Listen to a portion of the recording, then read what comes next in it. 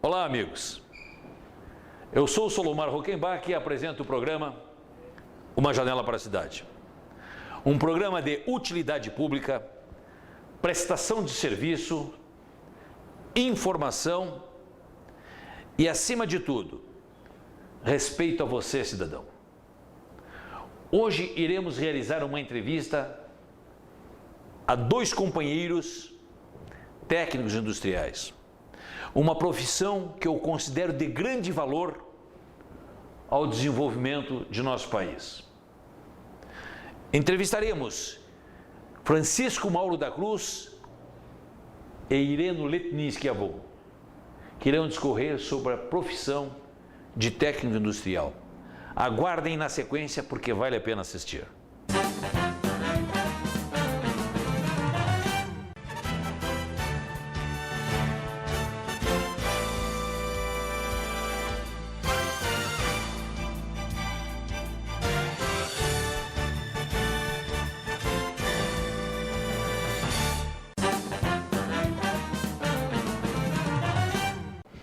Olá, amigos do programa Uma Janela para a Cidade. Hoje nós vamos fazer uma entrevista diferente. Por quê? Porque iremos entrevistar dois técnicos industriais que têm uma vida de labor nesse estado e essa profissão alavancou a sua vida social, que vocês terão a oportunidade de conferir na sequência. Hoje nós contamos aqui com a presença do técnico industrial Francisco Mauro da Cruz e Ireno Letniski Avon, que irão discorrer sobre essa profissão, sobre como levaram a sua vida, propiciado por essa profissão que eles escolheram, que é o curso técnico. Então, desse modo, eu já quero agradecer a participação de Francisco Mauro da Cruz e Ireno Letniski Avon e perguntar ao companheiro Francisco Mauro qual a importância deste curso, mas antes disso, a sua origem. Você é natural desse estado, Mauro? Não, eu sou natural de Minas Gerais, né, na cidade de Itajubá, bem ao sul. Né? É onde eu me formei e tal, de Minas Gerais. E você, Irene, é daqui do Paraná ou não? Não, eu também sou de fora, sou do Rio Grande do Sul, me formei na escola técnica lá do Rio Grande, né? E as oportunidades que eu consegui foi aqui no Paraná, que me acolheu. Interessante, você vê como essa profissão, hoje nós contamos com dois técnicos industriais que exerceram uma vida profissional no nosso estado e que vieram de estados distantes, do Rio Grande do Sul e de Minas Gerais. Então essa profissão, ela propicia até essa integração nacional, porque o mercado de trabalho existe e com uma formação, onde que você tem uma qualificação, serviço não falta. Eu gostaria que o Mauro falasse para nós qual a importância dessa formação na sua vida pessoal, Mauro? Foi fundamental, né? Foi através dessa formação que eu consegui me realizar profissionalmente, né? Era o campo de trabalho que eu gostaria de atuar. E você, Irene, foi importante para você também? Foi de suma importância, por exemplo, porque eu era uma pessoa do interior, consegui estudar na escola técnica lá e vim aqui e tudo que eu tenho, que eu consegui, foi em função de ser um técnico, né? E trabalhar numa empresa que me acolheu. E isso para mim foi de suma importância, eu tenho família, o que eu adquiri foi em função de eu ser um técnico. Aproveitando, diante disso que você acaba de falar, Irene, eu perguntar ao Mauro, a sua profissão, Mauro, ela propiciou, você sentiu que ela propiciou na sua vida pessoal um alavancamento social e financeiro? Com certeza, né? Foi através dessa formação técnica, como a gente estava comentando, eu gostaria até de ter feito um curso superior na época, né? Mas parei na escola técnica, tive outras formações depois, mas a área técnica me fez realizar profissionalmente, socialmente. Você também, Irene? Eu também, a minha função, desde que eu entrei na companhia, era viagens. Então, para eu fazer um curso superior ou coisa parecida, se tornou um pouco mais difícil. Mas eu consegui fazer bastante cursos de aperfeiçoamento na própria empresa, que me ajudou muito na minha carreira técnica. Né? O desenvolvimento, a experiência, isso aí me ajudou bastante. No entanto, seria importante também que vocês comentassem para nós e levar essa informação àqueles que nos assistem. O Mauro, por exemplo, que veio lá de Minas Gerais, o seu curso foi em escola particular ou foi em escola pública, Mauro? Na cidade de Itajubá, na época não tem, para essa área não tinha escola pública. Então eu estudei em escola particular, né? E tem outras. Lá em Itajubá, a maior faculdade que tem de engenharia fica lá, ela é federal, né? Mas na área técnica não, foi escola particular. E você, Helena, foi particular também? Não, eu estudei em escola pública, né? A Escola Técnica Federal, lá no Rio Grande do Sul. E para mim, eu acho que o curso que eu pretendia, eu consegui e consegui alcançar o meu objetivo, que era um emprego como técnico. Vocês observem como interessante é. Um companheiro formou-se em uma escola particular, o outro em uma escola pública. No entanto, os dois exerceram uma vida profissional à altura dos seus sonhos, dos seus anseios. Então, o curso técnico, independente da forma que ele venha a ser realizado, desde que tenha a qualidade para você fazer um bom exercício profissional, vale a pena. Vale a pena e eu recomendo aos jovens, principalmente, eu como apresentador desse programa e conhecedor dessa causa, porque eu também sou formado em uma escola técnica, acredito que é um grande alavancador social. Eu também gostaria, Mauro, de perguntar a você, dentro da formação técnica, houve um espaço para crescimento profissional, como, por exemplo, você ocupar um cargo de gerência, comandar a equipe, essa oportunidade existiu? Sim, na empresa Copel, assim que eu completei os meus 3 anos lá, 4 anos de trabalho, eu já assumi um cargo de supervisão, né? E foi até a minha aposentadoria. Fiquei por 30 anos comandando a equipe de 25 a 30 pessoas, era praticamente quase que em determinadas áreas era considerado quase que um departamento ou uma divisão da empresa, porque era bastante gente, uma área abrangente, grande, de responsabilidade que eu assumia. Você não teve essa oportunidade também de comandar a equipe? Tive a oportunidade, sim. Né? O meu serviço era fora, sempre em viagens, eu coordenava algumas equipes, né? E, por exemplo, a minha experiência que eu fui adquirindo, eu, graças a Deus, fui passando para o pessoal que era mais novo. E isso aí, para mim, foi de suma importância, porque sempre você aprende alguma coisa, né? Mesmo você ajudando as pessoas ou prestando seus conhecimentos, você consegue adquirir alguma coisa também. Perguntar para o Mauro, você é um ex-colaborador da Copel, um ex-funcionário da Copel, como Ireno. Como é que você avalia, Mauro, a sua passagem por essa empresa? Na sua visão, como você avalia? Foi gratificante? Propiciou tudo aquilo que o senhor almejava? Como é que é na sua visão? Foi muito gratificante. A empresa Copel, a gente avaliava como uma família, né? A gente sempre trabalhava junto lá. É claro que toda empresa tem as suas dificuldades às vezes, mas a empresa Copel é uma excelente empresa para trabalhar. Foi lá que eu praticamente toda a minha vida social e financeira foi feita dentro da Copel, né? O que eu tenho hoje, né?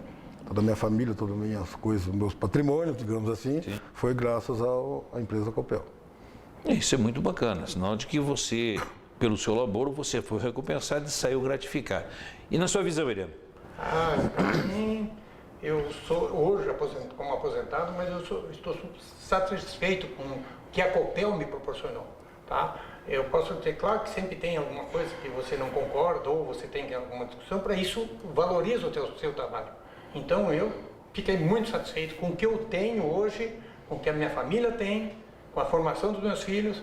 Eu agradeço muito a Copel.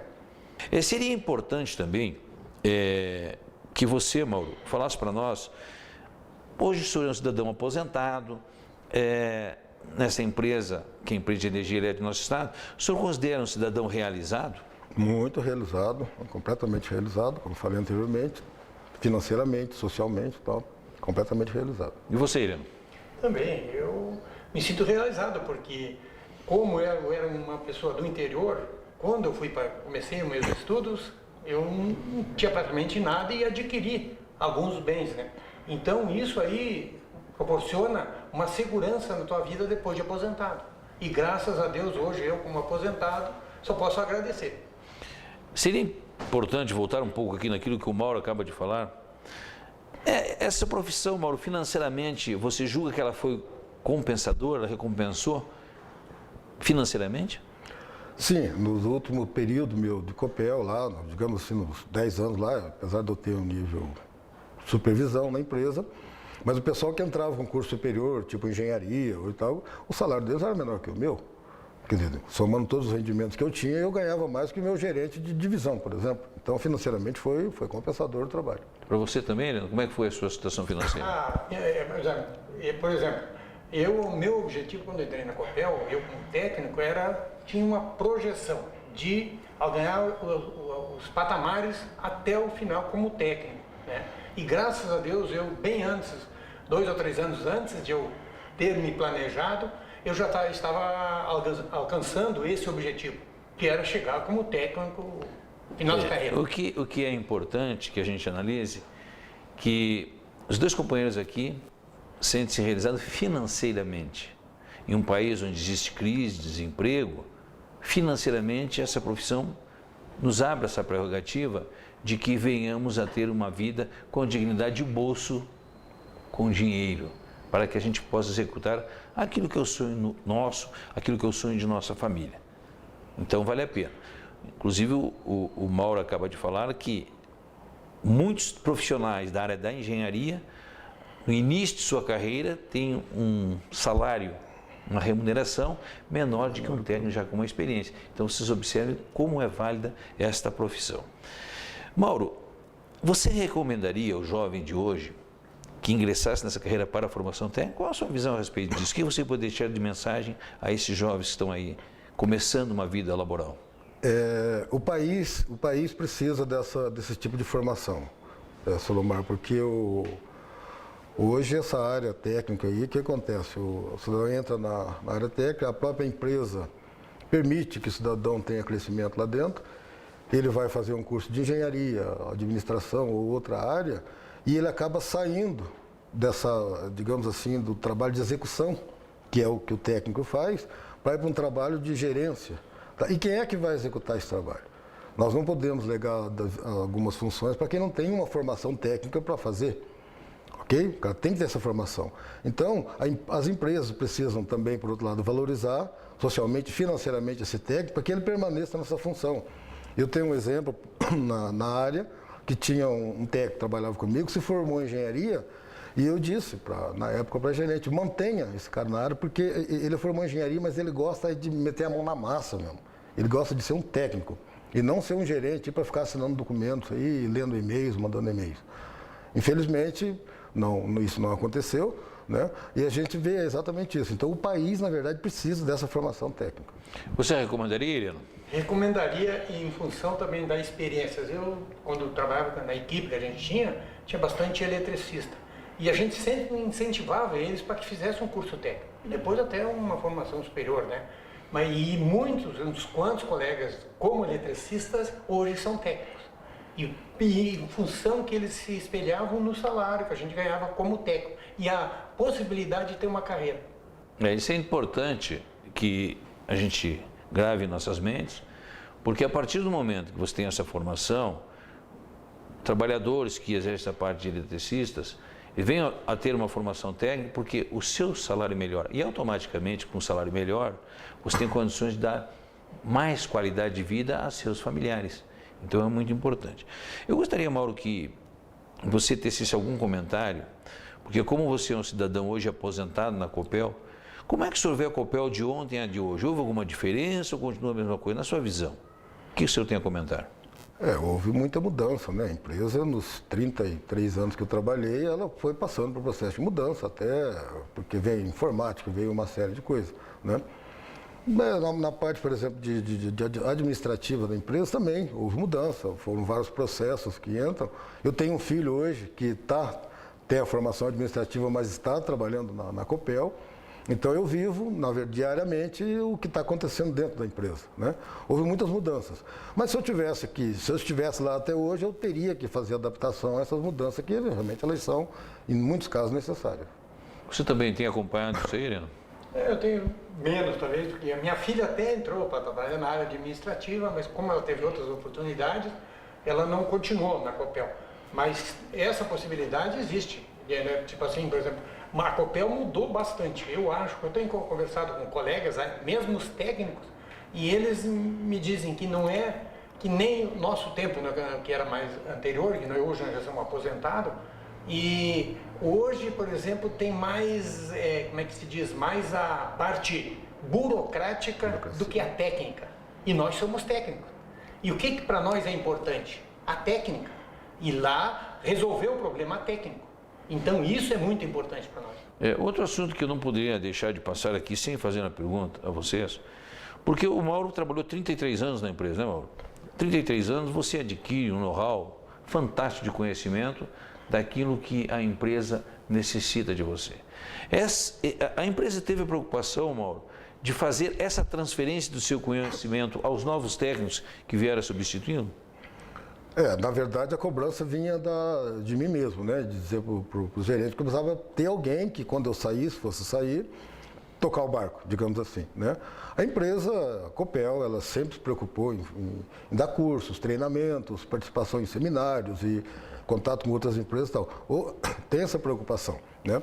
Então, e a gente também, nós que estávamos ali, digamos assim, na base da pirâmide ali, ou no meio da pirâmide, assim, preocupar em ter alguém para a execução da atividade que um dia eu ia sair. Outros colegas também saíram, alguém tem que levar o barco para frente. Na sua área aconteceu a mesma coisa, Irene? Mais ou menos igual.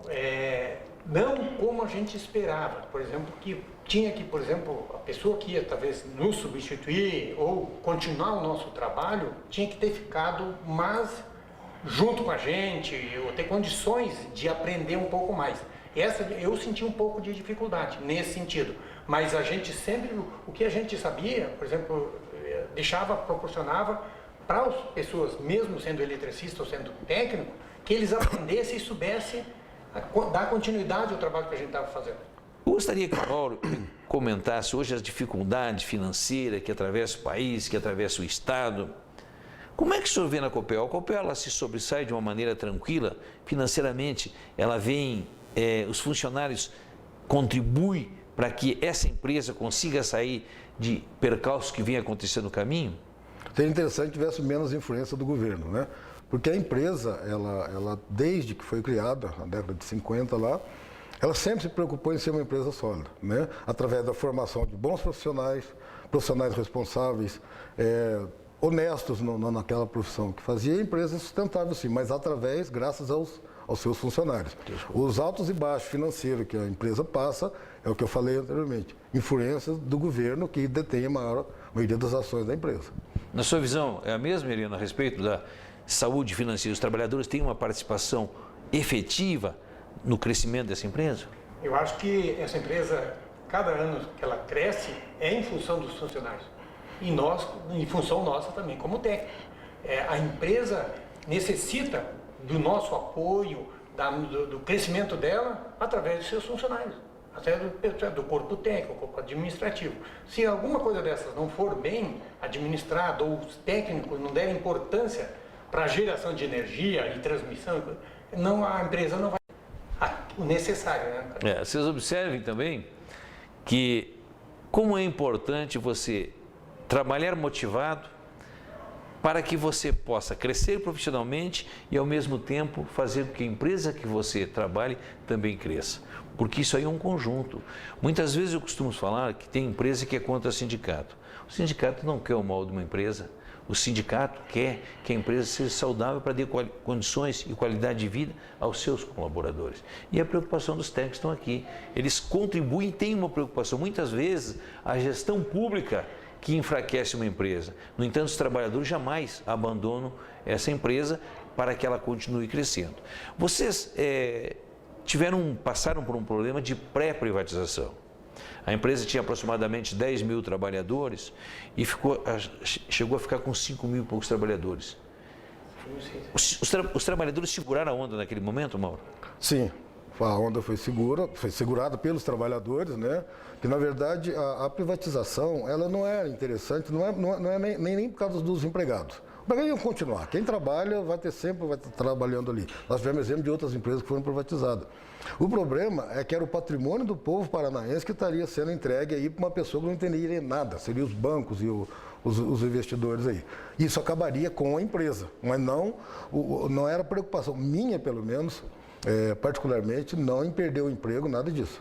Porque o emprego ia continuar, né? Mas a empresa, certamente, no Paraná, que seria o maior prejudicado com a privatização. Sua visão é a mesma? O que o senhor acha daquele momento de pré-privatização? Houve um sufoco? Mesmo com os noticiários, os boatos, esses troços, claro que tem um pouquinho de apreensão, né? Mas a gente que como era técnico e sabia que, por exemplo, o emprego não teria, nós não corríamos risco, muito poucos, né? corriam risco. Aquele que não se dedicava, claro, corria o risco, né, se privativasse. Porque a privatização a empresa quer o lucro e não interessa se é uma empresa do Paraná ou coisa parecida, o Copel na casa do governo. Mas eu não tinha muita preocupação por causa em função do trabalho que a gente executava, né? Então, mas que deixou um pouco de preocupação, sim. Vocês observem que nesse bate-papo que a gente está tendo com os técnicos aqui, a complexidade e o grau de envolvimento com a empresa por parte desses profissionais é muito grande. Nós estamos tocando aqui onde que eu tenho conhecimento, porque eu convivi naquele meio no momento da pré-privatização. Os trabalhadores foram sobrecarregados de trabalho e jamais arredaram o pé no exercício de sua função e para cobrir as necessidades que a empresa teve. Isso aí eu posso afirmar para vocês que eu também presenciei na época que eu laborava nessa empresa.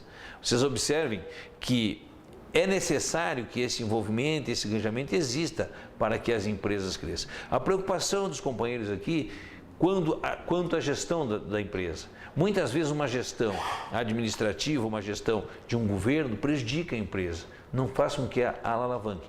Mesmo assim, os seus trabalhadores não abandonam essa empresa, e que é muito importante e muito gratificante. Outro assunto que o Mauro acaba de comentar é privatização. A privatização nós temos acompanhado que ocorreram no Brasil inteiro. E as empresas do setor que foram privatizadas, infelizmente, foram sucateadas. Por quê? Porque não existe a preocupação social, não existe a preocupação com você, cidadão, que precisa de um bom serviço com um preço justo. O que existe é a ganância do lucro. E muitas empresas, além de não investir para que o serviço continuasse sendo prestado à altura, o que elas fizeram? Usaram, colheram e devolveram a empresa ao Estado. Olha, gente, nós temos que ter a visão de futuro, mas uma visão de futuro progressista, uma visão de futuro onde quem ganha é o cidadão, que muitas vezes sempre quem paga a conta é o cidadão. Nós, por exemplo, aqui no estado do Paraná, já que estamos tocando em energia, a área que esses dois nobres companheiros trabalharam, nós aqui somos autossuficientes de energia elétrica, nós temos as usinas, nós vendemos energia. No entanto, o que o povo do Paraná plantou na construção dessas hidroelétricas, enfim, para utilizar no futuro não está sendo, porque o sistema elétrico ele é interligado nacionalmente e aquilo que se produz aqui, quem recebe é o Estado consumidor. Então vocês observam como existe distorção, que, mais uma vez, no meu entendimento, quem paga é o cidadão. Mesmo o sistema interligado, favorecendo o sistema Brasil, o sistema federativo, eu acho que nós aqui deveríamos de ter uma compensação maior por gerar mais energia em nosso estado para o Brasil. Hoje, os senhores estão descansando. Existe a possibilidade, Mauro, você mesmo como aposentado, continuar exercendo a sua função como técnico? Sim, e grande, né? Na verdade, quando eu saí, eu fui procurado por várias outras empresas, inclusive ex-colegas de trabalho, né? Solicitando para mim, até andei trabalhando no primeiro ano lá, prestando alguns serviços lá fora, mas, na verdade, é o seguinte, dá oportunidade para aqueles que estão vindo aí, né? Que estão se formando e tal, porque, como nós já comentamos no início, graças ao trabalho e à empresa que eu trabalhei, financeiramente eu não dependo mais de trabalhar para né, sobreviver. Então, eu deixo aos novos que estão vindo aí. Mas oportunidade eu tenho, se quiser, eu saio daqui agora e já estou trabalhando aí. Você, Elian, também mesmo sentimento? Depois de aposentado, eu cheguei a trabalhar um pouco, né? Mas eu acho que como eu trabalhei, viajei a vida inteira, não compensava mais eu continuar viajando e, em função, como o Mauro falou, deixar oportunidade para outras pessoas que estão vindo. Esse seria um incentivo de nós, aposentados, tudo bem, financeiramente você vai ganhar mais dinheiro, mas se você está realizado na Copel com que você saiu aposentado, para que você vai continuar se você vai tirar a oportunidade de outra pessoa?